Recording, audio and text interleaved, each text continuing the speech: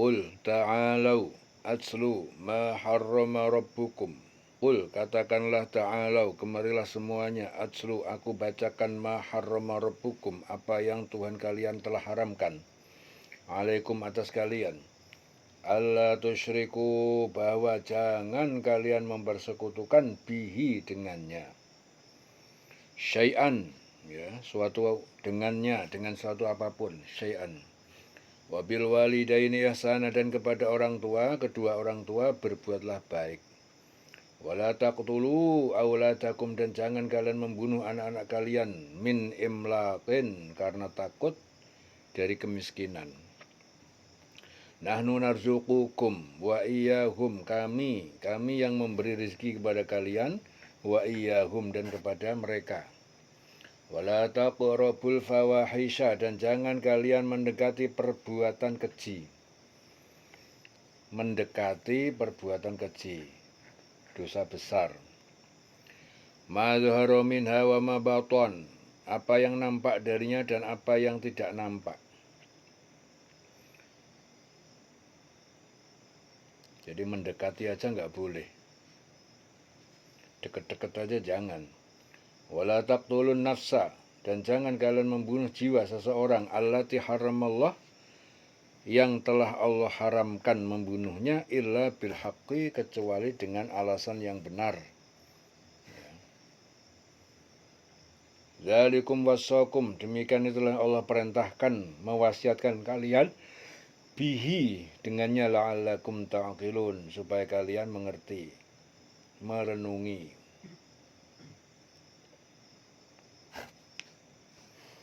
Ya, jadi Allah Ta'ala memerintahkan kepada Rasul agar mengatakan kepada orang musyrik yang menyekutukan Allah, kepada orang-orang musyrik yang menyekutukan Allah, mengharamkan yang telah dihalalkan oleh Allah, membunuh anak-anaknya karena takut kemiskinan. Bahwa semua yang mereka lakukan itu hanya persangkaan belaka dan godaan setan kepada mereka. Jadi Rasulullah memerintahkan untuk mengatakan kepada orang musyrik itu, satu, jangan kamu mempersekutukan suatu, ya, dengan Allah Ta'ala. Jangan kamu mempersekutukan sesuatu dengan Allah Ta'ala.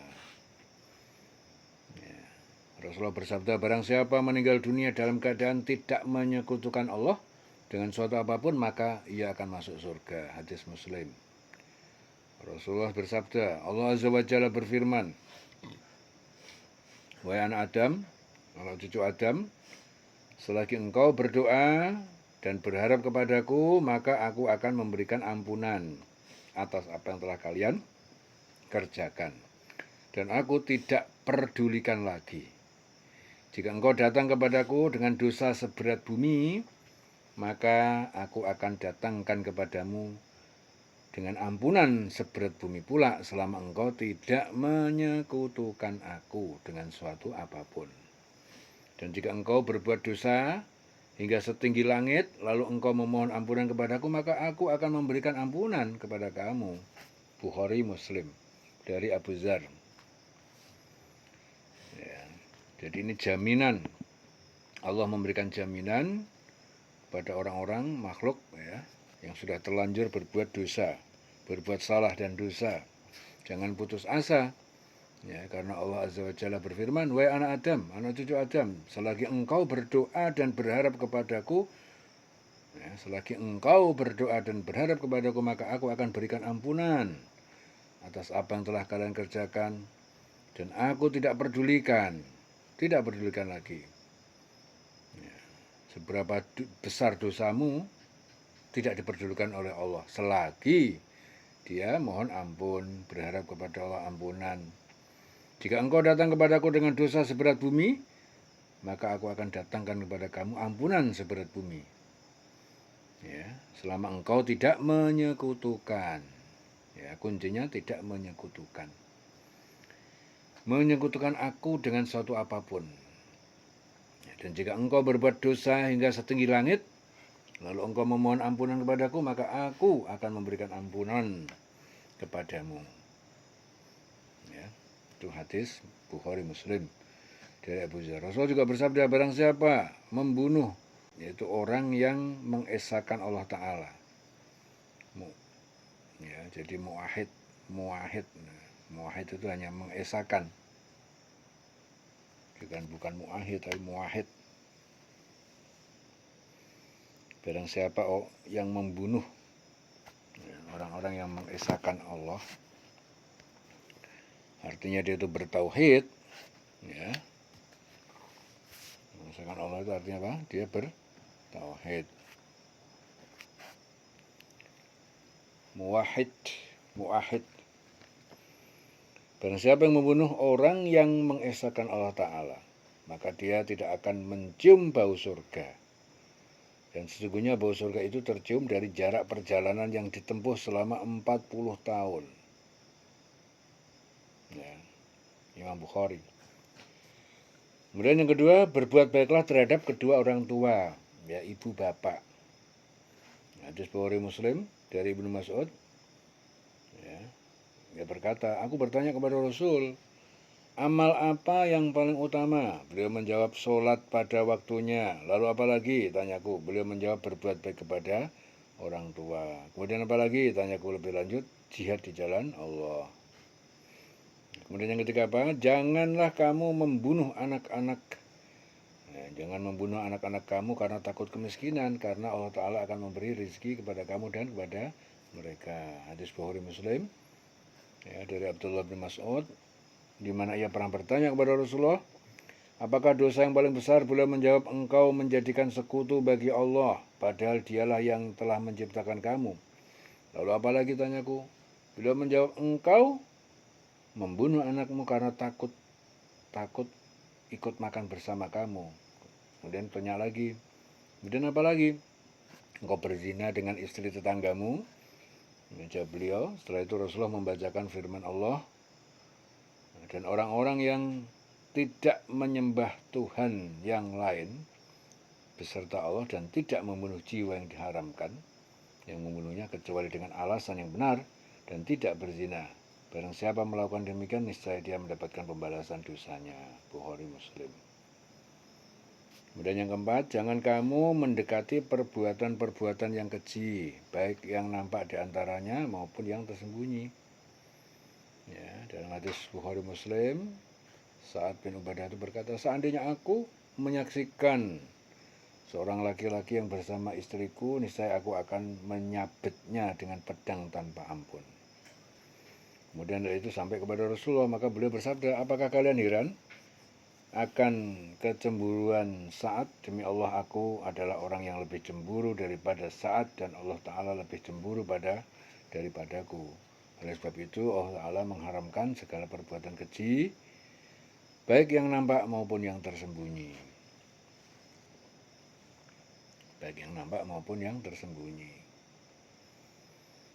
Kemudian yang kelima, jangan kamu membunuh jiwa yang diharamkan Allah Ta'ala, membunuhnya melainkan dengan suatu sebab yang benar.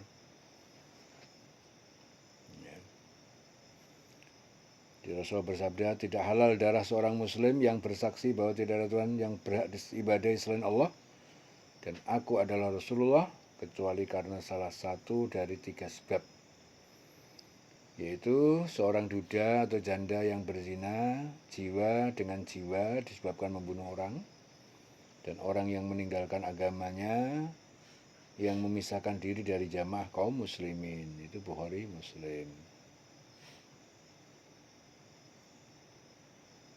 Jadi yang demikian itu adalah perintah Allah Ta'ala kepada kamu, agar supaya kamu memahaminya, sehingga kamu tidak berbuat suatu persangkaan dan tidak juga mengikuti langkah-langkah setan dalam menentukan hukum atau syariat yang kamu lakukan di dunia ini. Ya. Dzalikum wassaukum bihi. Demikian itu Allah memerintahkan, mewasiatkan kalian bihi dengannya, la'allakum ta'qilun, supaya kalian mengerti, merenungi. Wala taqrabu malal yatimi illa billati hiya ahsanu. Wala taqrabu, jangan kamu mendekati atau menikmati malal yatim, harta anak yatim, illa kecuali billati ahsan, dengan cara yang lebih baik. Manfaat bagi anak yatim itu berarti cara lebih baik. Hatta sehingga ya belugha asyuddahu, dia mencapai usia dewasanya. Wa auful kaila, dan kalian penuhi takaran, ya, wal mizan, dan timbangan, bil qisti, dengan adil, la nukallifu nafsan, kami tidak membebani seseorang illa wus'aha, kecuali sesuai kemampuannya. Wa idza qultum, dan apabila kalian berkata, ya, dalam hukum atau bersaksi, fa'dilu, maka berlaku adillah kalian. Apabila berkata, ya, atau bersaksi dalam suatu hukum, fa'dilu, maka berlaku adillah kalian, walau kana dza qurba, meskipun dia mempunyai hubungan kerabat dengan kamu. Wa bi'ahdillahi aufu, dan terhadap janji Allah kalian penuhi. Dzalikum wassakum, demikian itu Allah mewasiatkan, artinya memerintahkan kalian bihi, dengannya, la'allakum tadhakkarun, agar kalian mengingat. Wa anna hadza sirati mustaqima fattabi'uhu, wa anna hadza, dan sungguh ini adalah sirati, jalanku, yaitu agama, mustaqiman, yang lurus, fattabi'uhu, maka kalian ikuti, wa la tattabi'us subula, dan jangan kalian mengikuti jalan-jalan yang bertentangan. Ya, jadi ada jalan yang lurus, yang kokoh, ada jalan-jalan yang bertentangan atau jalan yang banyak yang membingungkan. Subul, yaitu jalan-jalan yang bertentangan dengan jalan itu, fatafarraqa, maka jalan-jalan itu akan menyimpang.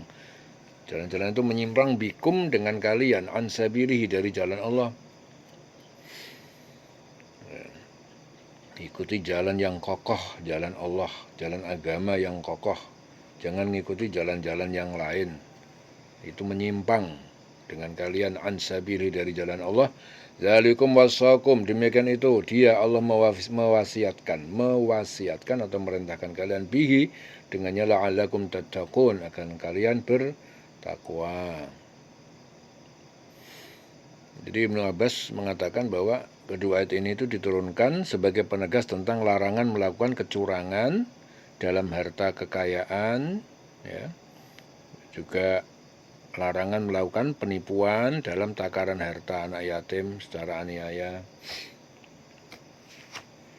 Ya, jadi Allah Ta'ala itu melarang kepada orang beriman agar mereka itu jangan mendekati harta anak yatim, kecuali dengan cara yang lebih bermanfaat hingga ia sampai dewasa. Itu maksudnya jangan orang-orang yang beriman itu mendekati harta anak yatim, apalagi memakannya, kecuali untuk kebutuhan anak yatim tersebut, dan boleh mengambilnya apabila dalam kekurangan untuk makan bersama-sama mereka. Nah, tidak boleh mengambil secara berlebihan. Dan apabila anak yatim tersebut telah dewasa dan sempurna akalnya, maka harta tersebut harus diserahkan kepada mereka dengan disaksikan oleh 2 orang saksi. Ya, dalam hadis Al-Baihaqi, Rasulullah bersabda, barang siapa yang menjadi wali atas harta anak yatim, hendaklah ia kembangkan, usahakan, dan jangan dibiarkan harta itu susut karena dimakan sedekah. Kemudian Allah Ta'ala memerintahkan kepada orang yang beriman, ya, agar menyempurnakan takaran, timbangan dengan adil, yaitu apabila menakar dengan takaran harus sesuai dengan takaran yang telah berlaku umum. Apabila menimbang, jangan mengurangi timbangan dan harus sesuai dengan timbangan yang berlaku umum. Dan Allah tidak memikulkan beban kepada seorang, melainkan sesuai dengan kesanggupannya. Nah, itu maksudnya Allah Ta'ala itu memberikan kewajiban kepada hamba-hambanya sesuai dengan kesanggupan yang dapat dilakukan. Ya, jadi kesanggupan tersebut itu yang menjadikan kewajiban bagi dirinya, ya, itu pun juga atas pemberian Allah. Ya, jadi Allah Ta'ala tidak menuntut seorang untuk melakukan kewajiban di luar kemampuan hambanya, yaitu melebihi apa yang diberikan Allah kepadanya. Ya. Jadi Allah juga memerintahkan pada orang beriman apabila mereka itu berkata, hendaknya mereka itu berkata dengan adil walaupun terhadap kerabatnya sendiri. Tidak boleh berat sebelah maupun walaupun terhadap musuh-musuh yang dibenci. Ya, Allah Ta'ala juga memerintahkan kepada Rasul dan orang beriman agar memenuhi janji-janji Allah, yaitu menjalankan segala apa yang diperintahkan, menjauhi yang dilarang. Ya, jadi yang demikian itu perintah Allah agar kamu selalu ingat tentang apa yang diperintahkan dan yang dilarang. Nah, apabila seorang selalu ingat kepada Allah, apabila kepada apa yang Allah perintahkan dan apa yang Allah larang, ya, mudah-mudahan orang tersebut selalu berada di atas jalan yang lurus. Ya, berarti dia berada di jalan yang lurus, jalan yang diridhoi Allah. Ya, bahwasanya apa yang diperintahkan itu jalan yang lurus. Maka ikuti dia, ikuti jalan lurus. Jangan kamu mengikuti jalan-jalan yang lain. Jadi banyak jalan-jalan akhir zaman ini. Ya, jadi setan-setan menciptakan jalan-jalan baru, ya, yang tidak sesuai dengan apa yang Allah perintahkan. Ya, jadi jalan-jalan itu mencerai beraikan kamu dari jalan Allah. Ya, jadi Allah itu memerintahkan kepada orang beriman agar kiranya mereka selalu bersatu dan jangan bercerai-berai, ya, dalam jalan Allah. Ya, seandainya mereka mengikuti jalan lain, pasti mereka akan bercerai, diakibatkan oleh pertengkaran, pertentangan mengenai agama. Ya. Dan yang demikian itu diperintahkan Allah kepada kamu agar kamu menjadi orang yang selalu mengikuti segala apa yang diperintahkan, menjauhi segala yang dilarang, sehingga kamu dapat memperoleh kebahagiaan di dunia maupun di akhirat. Ya. Dalam hadis Rasul juga bersabda, Allah Ta'ala telah membuat perumpamaan as-siratul mustaqim, ya, di mana kedua sisinya terdapat pagar yang masing-masing memiliki beberapa pintu terbuka. Dan pintu-pintu itu terdapat tabir yang terurai. Ya, pada pintu sirat itu terdapat seorang menyeru yang berseru, wahai sekalian manusia, masuklah kamu, ya, semuanya ke as-siratal mustaqim. Jangan kalian bercerai-berai. Ya, dan ada satu lagi yang menyeru dan memanggil dari atas sirat, ya, yaitu jika ada seorang yang hendak membuka sedikit dari pintu-pintu tersebut, maka penyeru itu berkata, celakalah engkau, jangan engkau membukanya, karena jika engkau membukanya maka engkau akan terperosok ke dalamnya. Ya, jadi yang dimaksud as-siratal mustaqim adalah Islam, ya, agama Allah, ya, agama yang lurus. Kedua pagar itu adalah hukum-hukum Allah Ta'ala. Nah, dan pintu-pintu yang terbuka adalah larangan-larangan Allah Ta'ala. Adapun penyeru yang berada di sirat adalah kitabullah. Adapun penyeru yang di atas sirat adalah nasihat Allah Ta'ala yang berada di dalam hati setiap muslim. Yaitu hadis riwayat Ahmad. Ya. Jadi ini perumpamaan. Ya. Rasulullah SAW membuat sebuah perumpamaan siratal mustaqim itu kayak apa. Ya, jalan yang lurus itu kayak apa. Ya. Dzalikum wassaqum bihi. Demikian itu dia Allah memerintahkan kalian bihi dengannya la'alakum supaya kalian tattaqun, supaya kalian bertakwa. Summa ataina Musal kitabah, kemudian ataina kami telah memberikan Musa kepada Musa al-kitabah, yaitu kitab Taurat, tamaman sebagai penyempurna, ya, penyempurna nikmat alal ladzi ahsana wa tafsilan, ya, alal ladzi, ya, atas orang-orang yang ahsana, yang berbuat kebaikan, wa tafsilan, dan sebagai penjelasan likulli syai'in, untuk setiap sesuatu yang dibutuhkan, ya. Wahudan, dan sebagai petunjuk, warahmatan, dan rahmat, la'allahum, agar supaya mereka itu adalah umatnya Bani Israel, biliqa'i rabbihim yu'minun, kepada hari perjumpaan nanti kepada Tuhan mereka beriman. Ya, kemudian kami berikan kepada Musa kitab Taurat untuk menyempurnakan nikmat kami kepada orang yang berbuat kebaikan, untuk menjelaskan segala sesuatu sebagai petunjuk dan rahmat agar mereka beriman akan adanya pertemuan ya dengan Tuhannya. Wahada kitabun, dan ini Al-Quran adalah kitabun, kitab anzalnahu, yang kami menurunkannya, mubarakun, penuh berkah. Fattabi'uhu, maka kalian ikuti ia, wattaqu, dan bertakwalah kalian, la'allakum turhamun, agar kalian dirahmati. Ya, agar kalian dirahmati.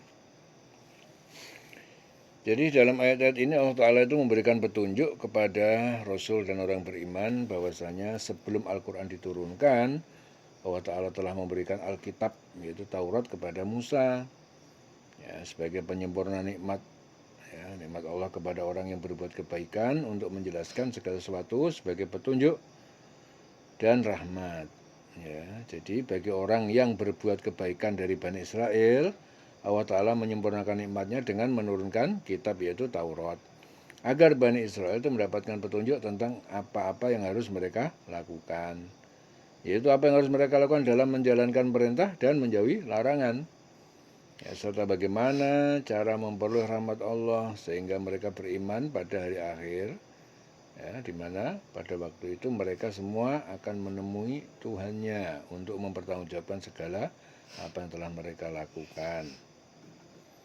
Kemudian Allah Ta'ala menurunkan Al-Quran ya, sebagai kitab yang diberkati, petunjuk bagi orang yang bertakwa, agar mereka itu dapat menuju jalan yang lurus, yaitu jalan yang diridhai Allah.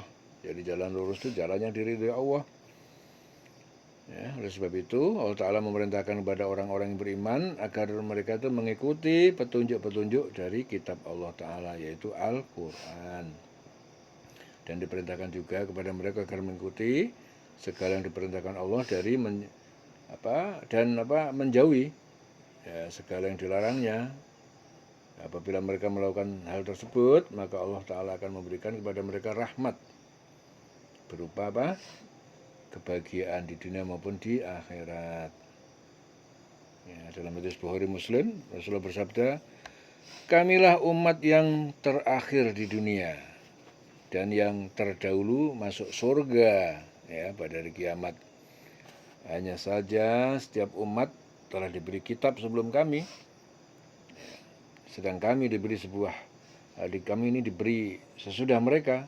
Maka inilah hari yang mereka perselisihkan. Maka esok hari untuk Yahudi, lusa untuk Nasrani. Esok hari adalah Sabtu, sedangkan lusa adalah Ahad. Ya. Itu hadis Bukhari Muslim. An taqulu innama unzilal kitabu ala dhaifataini min qablina. An taqulu ya, agar tidak kalian mengatakan innama, sungguh hanyalah unzilal kitab, diturunkan kitab itu ala dhaifataini, atas dua golongan, yaitu Yahudi dan Nasrani, min qablina, dari sebelum kalian. Wa in kunna, dan sungguh kami dulu, andirasatihim, dari bacaan kitab mereka itu, la ghafilin, benar-benar orang yang lalai.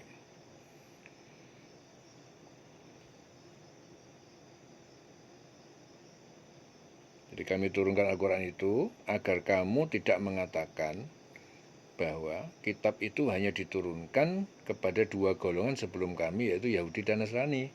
Dan sungguh kami tidak memperhatikan apa yang mereka baca. Autangkulu, atau agar tidak kalian berkata, lau anna, seandainya unzila alainal kitab, diturunkan atas kami kitab, lakunna, tentu kami menjadi ahda, lebih mendapatkan petunjuk, minhum, daripada mereka. Faqad ja'akum bayyinatun, dan sungguh telah datang kepada kalian bayyinatun, penjelasan yang jelas. Min rabbikum, dari Tuhan kalian, wahudan, dan petunjuk, warahmatun, dan rahmat. Faman azlam, dan siapa yang lebih zalim, mimman kadzdzaba, daripada orang-orang yang mendustakan bi ayatillah terhadap ayat-ayat Allah, wasadafa anha dan berpaling darinya dari ayat Allah. Sanajzil ladzina yasdifun, ya, kelak kami akan memberikan balasan alladzina, orang-orang yang yasdifun, yang mereka berpaling an ayatina dari ayat-ayat kami, su'al adab, ya, seburuk-buruk siksaan, bima kanu yasdifun, karena apa yang telah mereka berpaling. Bima kanu yasdifun, ya. Jadi dalam ayat-ayat ini Allah Ta'ala itu menerangkan keadaan orang-orang yang jika Al-Quran itu diturunkan dan jika Al-Quran tidak diturunkan, ya, terhadap orang-orang apabila Al-Quran itu tidak diturunkan, maka Allah berfirman, Allah Ta'ala menurunkan Al-Quran ini agar kamu tidak mengatakan bahwa kitab itu hanya diturunkan kepada dua golongan saja sebelum kami, yaitu golongan orang Yahudi dan Nasrani. Ya. Sungguhnya kami ini tidak memperhatikan apa yang mereka baca, karena bahasa yang mereka katakan tidak dimengerti disebabkan bukan bahasa kami. Dan terhadap orang-orang yang apabila Al-Quran itu diturunkan, agar mereka itu tidak mengatakan, sesungguhnya kitab itu apabila diturunkan kepada kami, tentulah kami lebih mendapatkan petunjuk daripada mereka. Ya, jadi untuk dua golongan tersebut, yaitu golongan kepada golongan yang apabila Al-Quran tidak diturunkan, ya, dan kepada golongan yang apabila Al-Quran diturunkan, tidak ada lagi alasan untuk tidak menerima Al-Quran, ya, sebagai petunjuk. Ya, baik golongan yang apabila diturunkan Al-Quran atau tidak diturunkan pada mereka, tidak ada lagi alasan. Tidak ada lagi alasan untuk menerima Al-Quran. Tidak ada lagi alasan untuk tidak menerima Al-Quran tersebut sebagai petunjuk yang datang dari Allah. Jadi nggak ada alasan lagi, mau nggak mau tetap harus menerima Al-Quran sebagai petunjuk, karena nggak ada alasan lagi. Karena sungguhnya telah datang kepada kamu keterangan yang jelas dari Tuhan kamu sebagai petunjuk, rahmat bagi manusia. Ya, maka siapakah yang lebih dolim daripada orang-orang yang mendustakan ayat-ayat Allah dan berpaling daripadanya, ya, setelah kebenaran itu datang kepada mereka. Jadi yang paling dolim, lebih dolim adalah yang berpaling dan mendustakan ayat-ayat Allah. Ya, apabila mereka selalu berpaling, maka Allah Ta'ala akan memberikan balasan pada mereka dengan siksaan yang lebih pedih di akhirat kelak. Itu disebabkan karena apa? Karena mereka selalu berpaling dari ayat-ayat Allah. Ya, dalam hadis Muslim, Rasulullah bersabda, demi Allah yang jiwa Muhammad berada di tangannya, ya, setiap orang yang telah mendengar risalahku, baik dari Yahudi dan Nasrani, kemudian dia mati tanpa iman dengan risalahku itu, maka dia pasti masuk neraka. Itu hadis Muslim. Ya.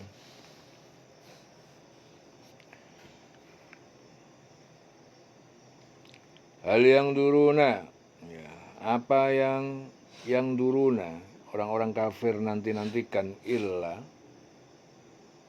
kecuali atau melainkan anta'tiyahumul malaikatu, datang kepada mereka malaikat pencabut nyawa, au ya'tiya rabbuka, atau datang siksaan dan Tuhan kamu, atau siksaan dari Tuhan kamu, au ya'tiya, atau datang ba'du ayati rabbika, sebagian tanda-tanda atau hari kiamat, tanda-tanda dari Tuhanmu. Yauma ya'ti, pada hari datang ba'du ayati rabbika, sebagian tanda hari kiamat dari Tuhanmu.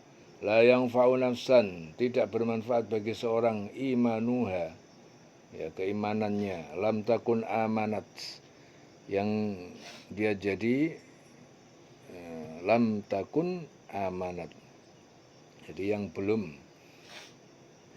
belum dia jadi beriman, ya, min qablu, dari sebelum kematian atau kiamat, au kasabat, atau dia berusaha berbuat fi imanihim khaira, dalam imannya kebaikan, qul intadiru, katakanlah kalian tunggulah, inna mungtadirun, sungguhnya kami adalah orang yang menunggu.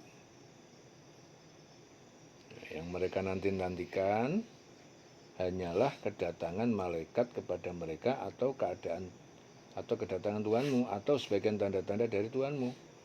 Pada hari datangnya sebagian tanda-tanda Tuhanmu itu tidak berguna lagi iman seseorang yang belum beriman sebelum itu, atau belum berusaha berbuat kebajikan dengan imannya. Katakanlah, tunggulah kami pun menunggu. Tunggulah, kami pun menunggu.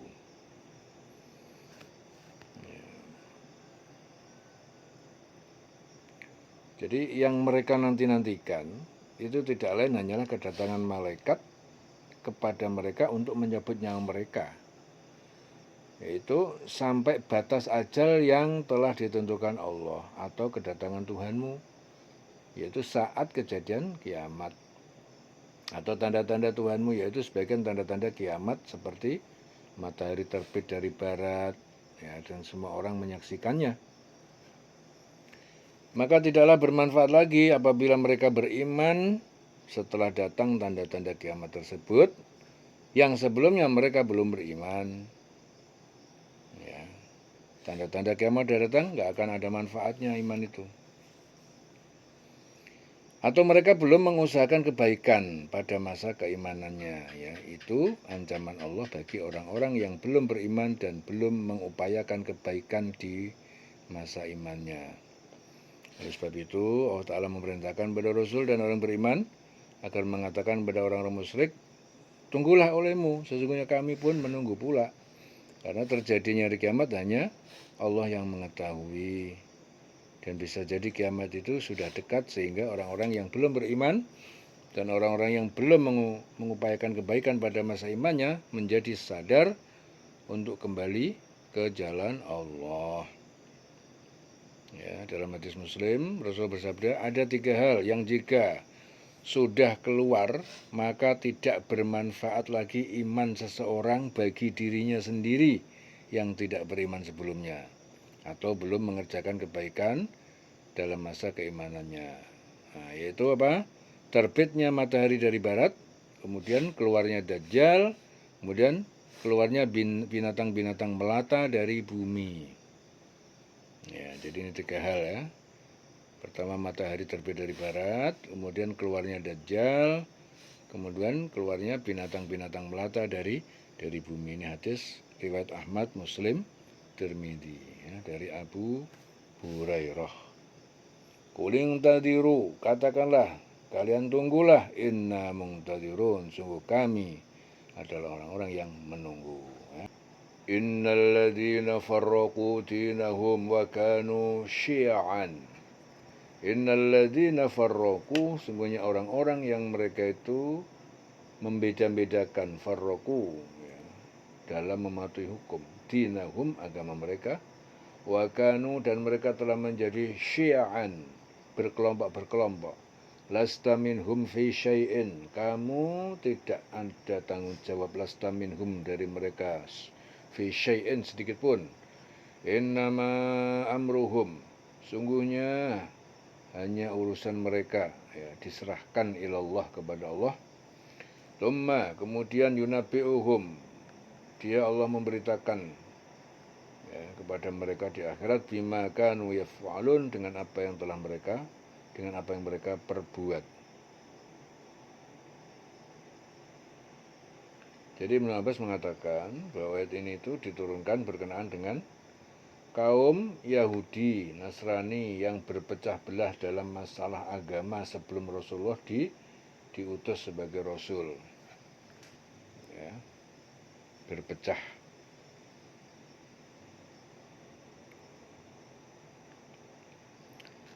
Berpecah belah, ya. Jadi Allah Ta'ala memberitahukan kepada Rasul bahwasanya beliau itu tidak bertanggung jawab terhadap dosa orang-orang yang memecah belah agama menjadi beberapa golongan. Ya, sungguhnya apabila mereka memecah belah agama adalah urusan mereka sendiri kepada Allah. Terserah kepada Allah Ta'ala keputusannya. Ya, dan kalau Allah Ta'ala akan memberitahukan kepada mereka tentang apa-apa yang mereka telah perbuat. Ya, karena agama Allah ini adalah agama yang satu. Akan tetapi karena hawa nafsu yang ada pada diri mereka, pada diri manusia, mereka berselisih tentang agama, mencari perbedaan, bukan mencari persamaan. Ya, sehingga Allah Ta'ala, ya, jadi sehingga agama Allah ini menjadi terpecah belah. Ya, dan bagi orang-orang yang memecah belah agama ini, mereka dalam kesesatan yang nyata. Ya, terserah kepada Allah keputusannya. Apakah Allah Ta'ala akan mengampuni atau mengadabnya, karena Allah Ta'ala maha berkuasa atas segala sesuatu. Ya. Hadis Bukhari, Rasulullah bersabda, kami para nabi adalah saudara satu bapak, nasab, ya, berlainan ibu. Sedangkan agama kami adalah agama yang satu. Itu hadis dari Abu Hurairah. Man ja'a bil hasanati, siapa yang datang pada hari kiamat bil hasanati, dengan keimanan, dengan kebaikan. Falahu asyru amsaliha, maka baginya pahala 10 kali amsaliha, yang serupa kebaikan itu. Wa man ja'a bis sayiati, dan siapa yang datang dengan keburukan, kemaksiatan, fala yujza, maka dia tidak diberi balasan illa kecuali mislaha, serupa kejahatannya. Wahum la yuzlamun, dan mereka tidak dizolimi. Ya. Di situ Abi Malik Al-Asy'ari mengatakan, ayat ini diturunkan berkenaan dengan sabda Rasul, siapa yang berpuasa 3 hari pada tanggal purnama di setiap bulan, berarti ia telah berpuasa setahun penuh. Pada waktu yang lain, Rasulullah juga bersabda, sholat Jumat sampai dengan Jumat berikutnya merupakan tebusan dosa, bahkan ditambah 3 hari sesudahnya. Ya, barang siapa berbuat kebajikan, ya, mendapat balasan 10 kali lipat amalnya. Ya.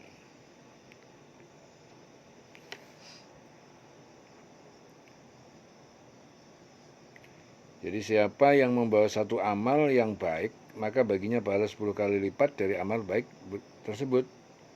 Ya, siapa membawa perbuatan jahat, maka dia dibalas setimpal dengan kejahatan yang ia lakukan. Sedangkan mereka sedikit pun tidak dianiaya atau dirugikan dalam perhitungan amal. Ya. Jadi Rasulullah bersabda, manusia itu ada 4 macam. Dan amal perbuatan itu ada 6 macam. Nah, jadi yang pertama itu orang yang diberi kelapangan di dunia dan juga di akhirat. Kedua adalah orang yang diberi kelapangan di dunia dan disempitkan di akhirat. Ketiga, orang yang disempitkan di dunia dan dilapangkan di akhirat.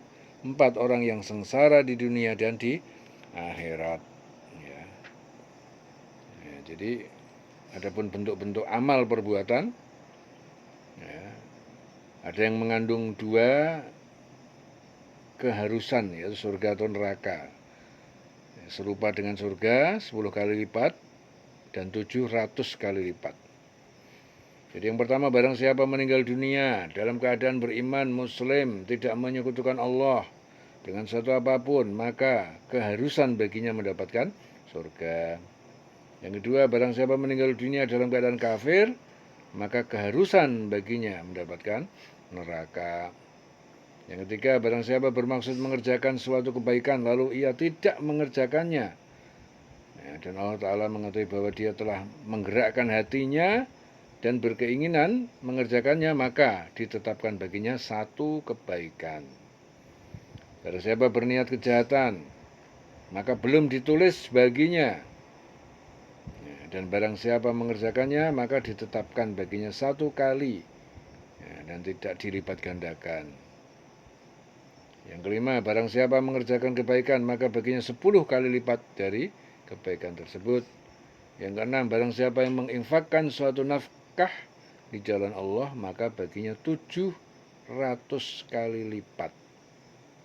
ya, 700 kali lipat. Ini hadis diriwayatkan Ahmad, Tirmidzi dan An-Nasa'i.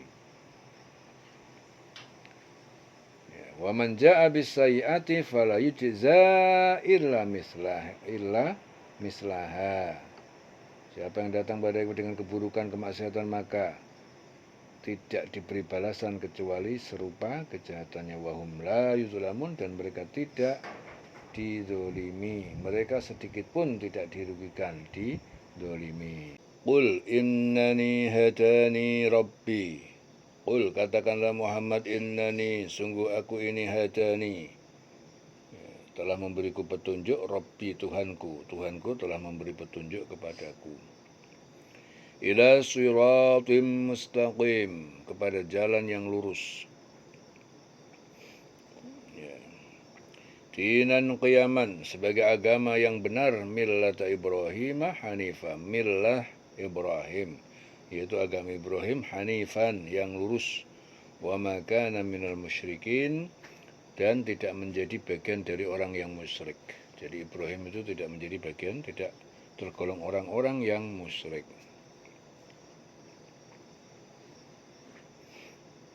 Ibrahim tidak tergolong orang yang musyrik.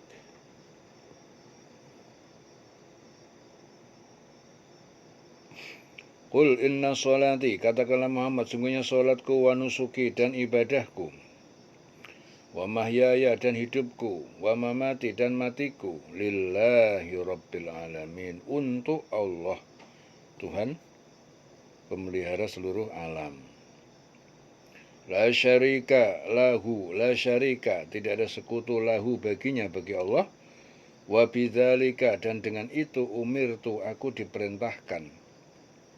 Wa ana awwalul muslimin, dan aku pertama orang yang berserah diri, yang muslim. Tidak ada sekutu bagi Allah, ya, jadi demikian itu yang diperintahkan kepadaku, dan aku adalah orang yang pertama-tama kepada Allah, berserah diri, artinya muslim.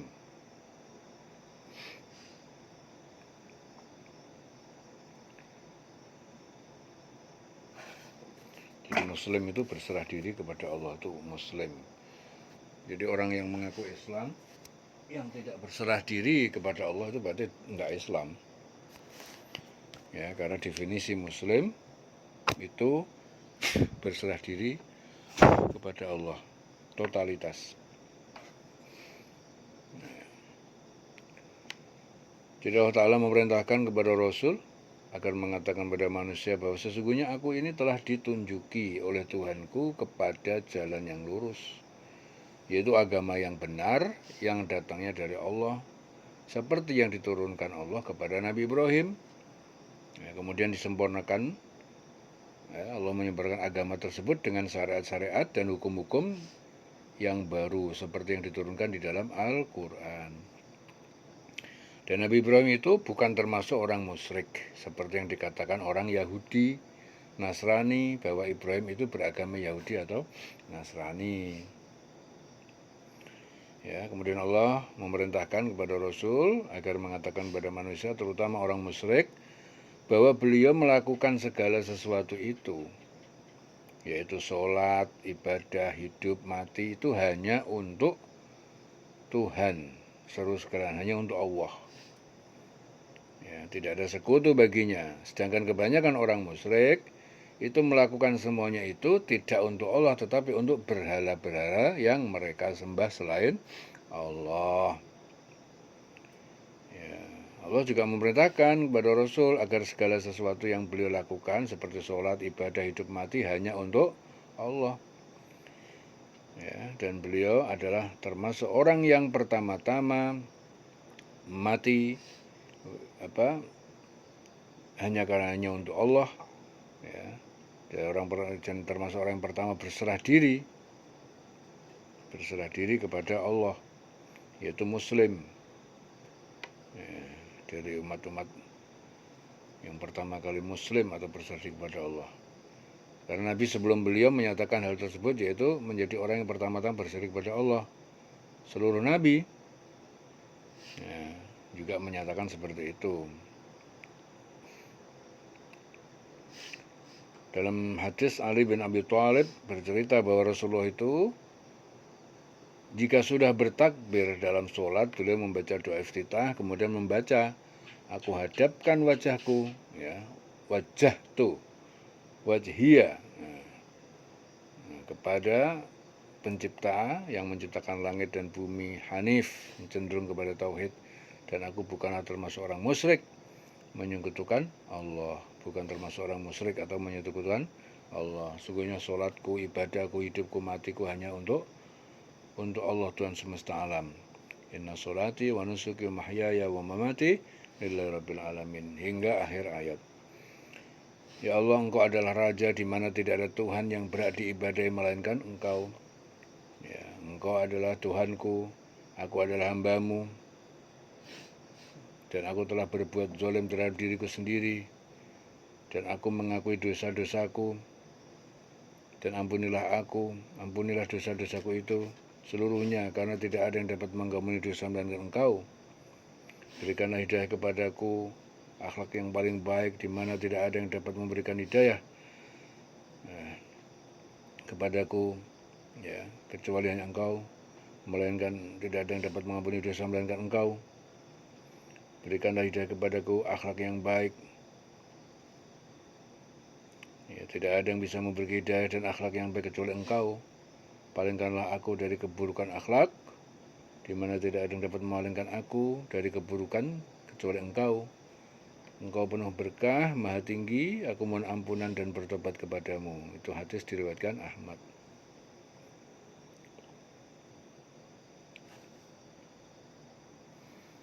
Jadi orang-orang yang beriman diperintahkan oleh Allah untuk berjanji bahwa sholat, ibadah, hidup mati hanyalah untuk Allah Subhanahu wa taala.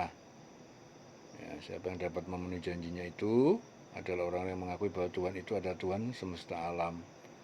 Sholat orang beriman itu bisa dirasakan dari seberapa ia khusyuk ingat kepada Allah. Orang-orang yang ingat kepada Allah dalam sholat adalah orang-orang yang kenal dengan Allah. Ya, jadi orang yang ingat Allah dalam sholat adalah orang-orang yang kenal dengan Allah. Ya. Qul aghairallah, katakanlah Muhammad, apakah selain Allah abghi, aku mencari Rabban, Tuhan yang disembah. Wa huwa rabbu kulli syai', dan padahal Dia Allah adalah Tuhan pencipta segala sesuatu. Wala taksibu kullu nafsin, dan tidak berbuat dosa tiap seorang illa kecuali alaiha, ya, atas dirinya sendiri siksanya. Wala taziru waziratun, dan tidak memikul seorang tidak memikul dosa wizra ukhra, dosa yang lain, dosa orang lain. Tsumma ila rabbikum, kemudian kepada Tuhan pencipta kalian, marji'ukum, tempat kalian kembali, fayunabbi'ukum, lalu Dia Allah memberitahukan kepada kalian bima kuntum fihi takhtalifun, tentang apa yang dulu kalian perselisihkan. Ya, tentang apa yang dulu kalian perselisihkan. Ya, di situ juga Allah memerintahkan kepada Rasul agar mengatakan kepada orang musyrik yang menyekutukan Allah,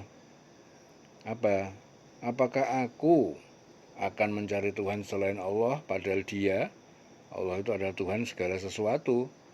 Maksudnya Allah itu yang menciptakan, memelihara, melindungi, memberi rizki, mengatur semua urusan makhluk-makhluknya. Sedangkan Tuhan-Tuhan lain yang disembah oleh orang musyrik itu tidak dapat melakukan itu semua. Ya, dan tidaklah seorang itu yang berbuat dosa melainkan kemudorotannya kembali kepada diri mereka sendiri. Dan tidak ada satupun dari manusia yang menanggung dosa orang lain. Karena seseorang yang berdosa akan bertanggung jawab diri sendiri di hadapan Allah, ya, tentang apa yang telah ia perbuat.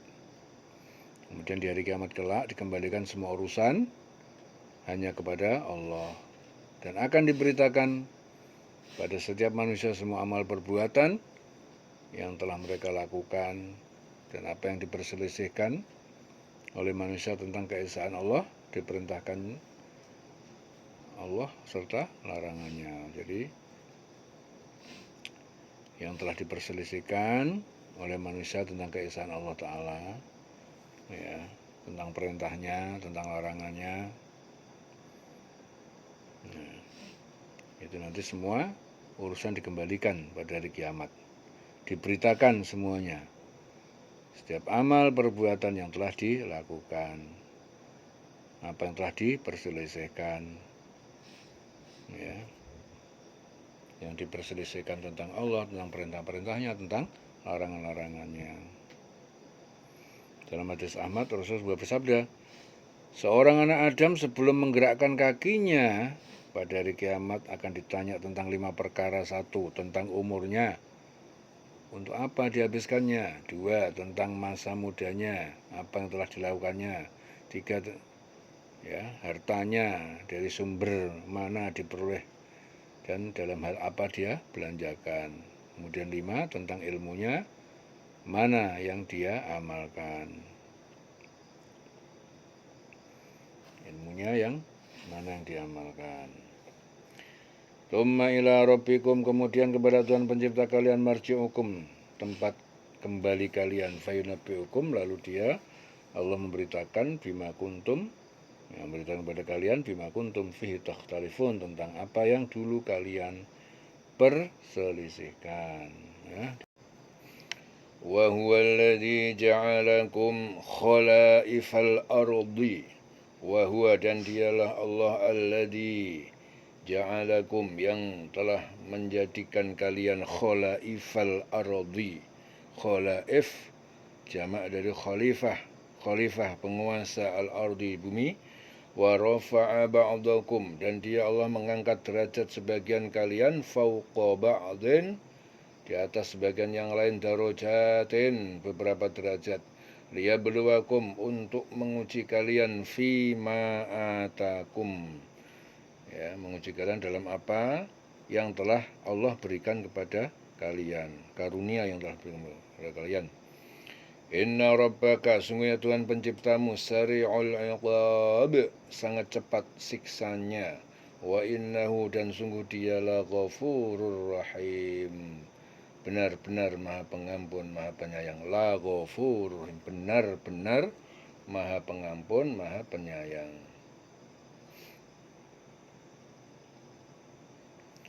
Ya, dialah Allah yang telah menjadikan kamu sebagai khalifah-khalifah di bumi. Dan dia itu, Allah mengangkat derajat sebagian kamu di atas derajat yang lain, untuk menguji kamu atas karunia yang diberikan Allah kepada kamu. Ya, sesungguhnya Tuhanmu sangat cepat memberi hukuman, dan sungguh dia Allah maha pengampun, maha penyayang. Jadi Allah Ta'ala itu memberikan petunjuk kepada manusia bahwa Allah lah yang menjadikan manusia itu sebagai penguasa-penguasa di muka bumi. Dia meninggikan sebagian manusia, sebagian yang lain, ya, ada yang tinggi, ada yang tidak tinggi, dibikin beda, ya, meninggikan yang lain derajat-derajat, beberapa derajat dibikin lebih tinggi. Ya. Antara lain dalam hal rizki, ilmu, tenaga, bentuk, wajah manusia. Ya, rizki ada yang dikasih Allah lebih banyak, ada yang dikasih Allah pas-pasan. Ya, memang dibikin begitu sama Allah. Ilmu juga begitu, ada yang dibikin pinter, ada yang dibikin ilmunya pas-pasan. Tenaga juga begitu, ada yang dibikin kuat banget, ada yang dibikin pas-pasan. Bentuk juga begitu. Dan wajah manusia juga begitu, ada yang dibikin bentuknya itu menarik, ada yang dibikin kurang menarik. Ya, memang itu semua ciptaan Allah dengan tujuan yang satu, yaitu tujuan apa? Untuk menguji manusia. Ya, jadi itu tujuan Allah, itu untuk menguji manusia tentang apa yang telah diberikan Allah kepada mereka. Bagaimana orang yang diberi kelebihan harta dapat bersyukur. Ya, jadi diuji. Yang dikasih Allah kelebihan harta, apakah dia dengan harta itu dia bersyukur atau malah kufur? Ya, kebanyakan orang kalau duitnya banyak, hartanya banyak, merasa bahwa wah, ini hasil usaha dia, hasil dia kerja keras. Padahal nggak begitu. Urusan rezeki itu mutlak Allah yang memberikan, langsung, tidak ada keterlibatan pihak-pihak makhluk. Orang bekerja itu kan cuma sandiwaranya saja. Orang berusaha itu juga cuma sandiwaranya saja. Ya, hanya itu menjadikan sebab layaknya ben macem rezekinya itu turun lewat pintu itu.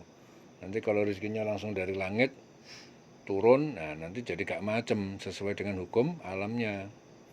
Ya, jadi dibikin supaya rezeki itu turunnya macem, ya. Modelnya apa? Ya kerja, dengan kerja dapat uang, berusaha, dengan berusaha nanti muncullah rezeki. Ya, itu hanya untuk pintu gerbang lewatnya.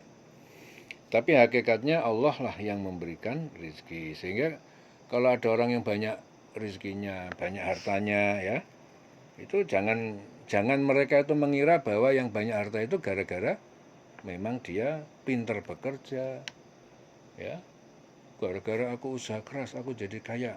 Enggak, jangan sombong. Orang yang seperti itu termasuk golongan orang yang kufur jadinya, termasuk gagal diuji Allah. Padahal Allah itu menciptakan khalaifal ardi, ya, khalifah-khalifah di bumi ini memang untuk menguji gitu ya.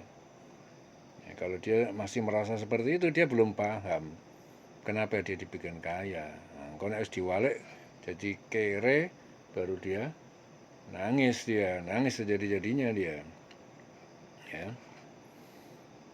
Begitu juga orang yang kuat, ya, badannya kuat, tegak, itu jangan merasa bahwa dirinya gara-gara latihan. Enggak, ya memang latihan adalah salah satu caranya, cara macamnya ya kudu latihan. Ya. Ada juga yang tampangnya pas-pasan, tampangnya lebih ganteng, lebih gagah. Ya itu semua Allah yang memberikan langsung. Jangan lantas ketika kalian melihat orang yang tampangnya nggak cocok dengan kalian, pas-pasan, kurang ganteng, kurang ayu, kemudian kalian ngenyek, alah perot, alah pesek, alah enggak. Itu semua memang Allah ciptakan dengan tujuan-tujuan tertentu. Ya. Yang gagah, yang ganteng itu semua memang Allah ciptakan. Semua tujuannya apa? Untuk menguji. Ya. Ya, menguji yang semuanya dalam koridor kesyukuran. Ya, bagaimana orang diberi kelebihan harta dapat bersyukur. Orang yang diberi kemiskinan ya dapat bersabar. Jadi isine dunya iku sabar sama syukur. Nek ketoke ada kelebihan, syukur. Caranya syukur gimana? Membagikan apa yang dia punya kepada pihak yang lain yang dilihat kekurangan. Nah, itu cara syukurnya seperti itu. Bukan syukurnya terima kasih ya Allah, terima kasih ya Allah, cuma ngono-ngono tok. Mulutnya bilang terima kasih sama ya Allah, tapi bondonya tetap digegem kenceng, dicekeli erat-erat. Nah, itu nggak bener. Bersyukur itu artinya, ya kita setelah terima dari Allah, ya kita kasihkan sama pihak lain yang membutuhkan. Itu namanya terima kasih. Terima dari Allah, kemudian kita lanjutkan supaya berkah, dibagi-bagikan, dibantukan untuk yang lain. Itu baru namanya rezekinya berputar. Kemudian Allah ngejoki meneh. Makanya orang yang rajin sedekah, tidak ada rumusnya kehabisan harta, itu nggak ada. Kehabisan modal itu nggak ada. Ya, rumusnya orang yang rajin sedekah itu pasti nyumber. Ya. Karena memang begitu konsep rezeki itu seperti itu. Banyakan orang kan salah paham, punya duit, punya rezeki, kemudian disimpan supaya dia tambah kaya.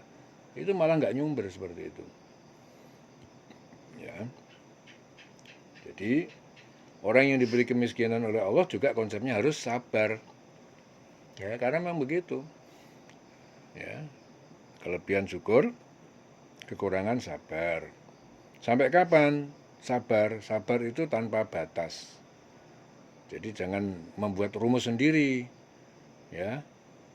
Nah, saya udah sabar. Sabar saya udah melampaui batas. Siapa yang batasin sabar? Sabar itu ya tanpa batas. Ya. Sampai kapan? Sampai datang pertolongan Allah kepadanya. Nah, kemudian setelah datang pertolongan Allah, apa masih sabar?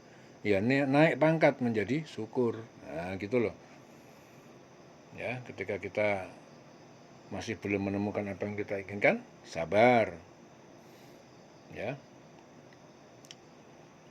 Sampai datang pertolongan Allah. Ya. hatta jaa amrullah. Ya, sampai datang di situ pertolongan Allah. Ya, kemudian setelah datang pertolongan Allah masih sabar, naik pangkat, jadinya syukur. Nah, gitu. Konsepnya seperti itu. Jadi hidup itu isinya sabar dan syukur. Jelas ya? Ya, begitu juga dengan yang lainnya. Jadi Allah Ta'ala itu memperingatkan juga pada manusia bahwa sesungguhnya kedatangan siksaannya Allah itu sangat cepat. Ya, apabila manusia itu tidak pandai bersyukur dengan apa yang diberikan Allah Ta'ala kepadanya, ya, pasti siksa Allah akan datang dengan begitu cepat. Akan tetapi hamba Allah yang mau bertobat, memperbaiki diri, maka Allah akan mengampuninya, ya, memberikan surga di akhirat kelak. Ya. Rasulullah juga bersabda, sesungguhnya dunia ini indah dan manis, ya. Dan Allah Ta'ala menempatkan, menguasakan kalian di dalamnya. Kemudian Allah Ta'ala akan melihat bagaimana kalian berbuat di dalamnya. Oleh karena itu waspadalah kalian terhadap dunia. Waspada terhadap dunia. Dan waspadalah kalian terhadap wanita, sebab ujian pertama kali yang diberikan kepada Bani Israel adalah dalam hal masalah wanita. Itu hadis Muslim dari Abu Sa'id Al-Khudri. Dari hadis qudsi juga Allah Azza wa Jalla berfirman, barang siapa yang tidak terima dengan takdir yang telah aku tetapkan, maka minggatlah, pergilah dari bumiku dan carilah Tuhan selain aku. Ya, hadis qudsi. Ya, jadi Allah menetapkan seorang laki-laki adalah sebagai pemimpin dalam rumah tangga. Ini adalah ketetapan Allah. Kondisi kaya, miskin, itu sudah ketentuan Allah. Kenapa ini terjadi? Karena manusia tidak ada daya dan upaya untuk menjadi kaya dan untuk menjadi miskin. Jadi manusia itu nggak punya kemampuan, nggak punya daya dan upaya untuk jadi kaya dan jadi miskin. Jadi hidup ini kita hanya menjalani apa yang sudah Allah tetapkan. Ya, jadi tergantung ketetapan Allah. Ya, jadi Allah menjadikan kita manusia sebagai pemimpin karena kita mempunyai akal dan nafsu sehingga kita bisa milih mana yang fasik, mana yang takwa. Ya, jangan ribut lagi bab rizki. Jangan ribut lagi bab saya hidup di dunia kok miskin. Enggak, ya. Itu semua sudah ketentuan Allah. Tugas kita hidup di dunia ini hanya untuk mengabdi ibadah. Yang penting ibadah. Ya. Jadi bukan yang penting golek duit, yang penting ibadah. Jaga ibadahmu, jaga sholatmu, hubungan baik, jaga hubungan baikmu dengan Allah. Ya, cara berhubungan dengan Allah yang paling sempurna adalah melalui sholat, maka jagalah sholatmu. Nah, kemudian bekerja, iya, bekerja adalah satu aktivitas ibadah. Jadi niatnya hanya aktivitas ibadah. Lah engkau dapatnya berapa dalam kamu bekerja? Sudah, gak usah mbok pikir masalah bakui, itu terserah Allah. Karena Allah telah menentukan. Ya. Jadi bab rizki itu berada dalam frekuensi rizki. Jadi jagat raya ini frekuensi rizki itu berputar-putar di atas sana. Kalau kita masuk di wilayah frekuensi rizki itu, maka rizki akan menyatu dengan kita. Datanglah kepada kita, masuk ke pintu gerbang kita. Ya. Jadi frekuensi kita itu bisa naik, bisa turun tergantung amal kita. Tergantung bagaimana hubungan kita dengan Allah. Ya, sejauh hati kita, pikiran kita, ya, masuk ke wilayah ketuhanan, maka frekuensi kita naik. Maksudnya gimana? Allah itu maha baik. Ya, maka berbuatlah kalian baik. Maka dengan berbuat baik itu berarti kalian telah masuk ke wilayah frekuensi Tuhan yang maha baik. Ya, Allah maha memberi, maha kasih, maha sayang, rahman, maha rahim. Kalian masuklah dalam wilayah ketuhanan itu.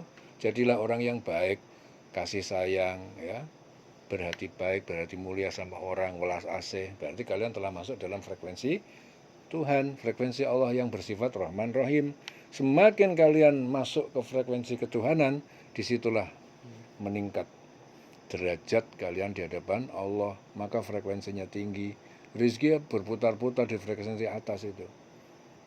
datanglah dia masuk ke pintu gerbang kehidupan kalian. Makanya orang yang baik nggak ada yang kesempitan rezekinya.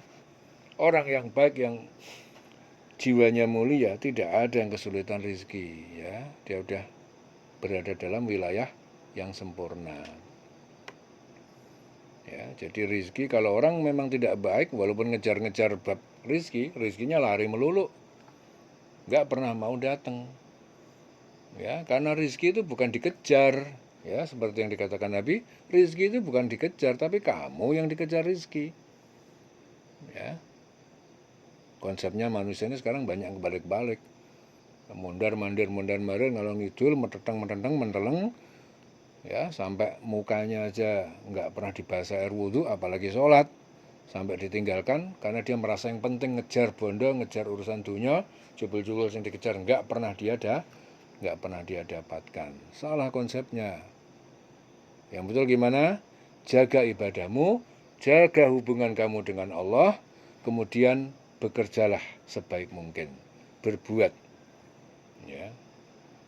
Nah, kenapa harus bekerja? Ya, karena itu perintah Allah. Nabi Sulaiman sudah kaya raya disuruh bekerja sama Allah. I'malu ala Dawuda syukran. Tujuannya apa? Supaya bersyukur. Wa qalilun min ibadiyasy syakur, dan sedikit sekali hambaku yang bersyukur. Jadi bekerja itu bukan sama dengan mendapatkan hasil yang banyak, enggak. Tetapi bekerja itu sama dengan kalian itu beribadah kepada Allah. Semakin kalian tulus dalam bekerja, semakin kalian meningkat, ya, kualitas ibadah kalian kepada Allah.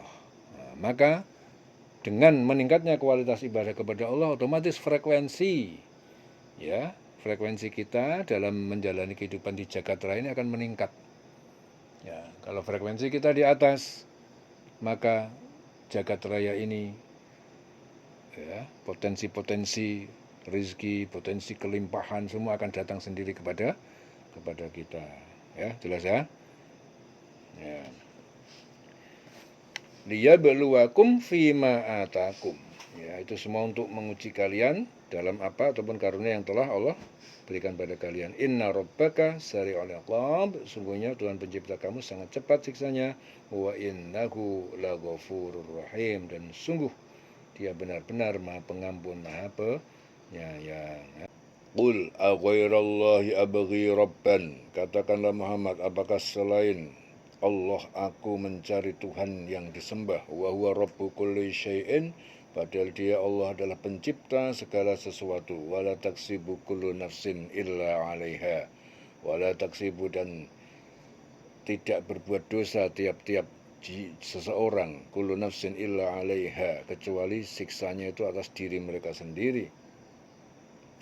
Wala taziru waziratun wizra ukhra, dan seseorang tidak memikul dosa orang lain. Summa ila rabbikum marji'ukum, kemudian kepada Tuhan pencipta kalian, marji'ukum, tempat kalian kembali, fayunabbi'ukum, lalu dia memberitakan bima kuntum, memberitakan pada kalian bima kuntum fihi takhtalifun, tentang apa yang dulu kalian perselisihkan. Wa huwallazi ja'alakum, dan dialah Allah yang menjadikan kalian khalaifal ardi, khalifah penguasa bumi, wa rafa'a ba'dakum, dan dia Allah mengangkat derajat sebagian kalian, fauqa ba'din, di atas sebagian yang lain derajatnya, darajatin, beberapa derajat. Liyabluwakum, untuk menguji kalian, fima atakum, ya, dari apa ataupun karunia yang dia yang Allah berikan kepada kalian. Inna rabbaka, sungguh Tuhan pencipta kamu, sari'ul iqab, sangat cepat siksanya. Wa innahu, dan sesungguhnya dia Allah, la ghafur, ya, bukan la ghafur, tapi la ghafurur rahim, benar-benar maha pengampun, rahim, maha penyayang. Wa innahu la ghafurur rahim, dia Allah maha pengampun dan maha penyayang. Ya, selesai surah Al-An'am. Diling-ling selawase urip.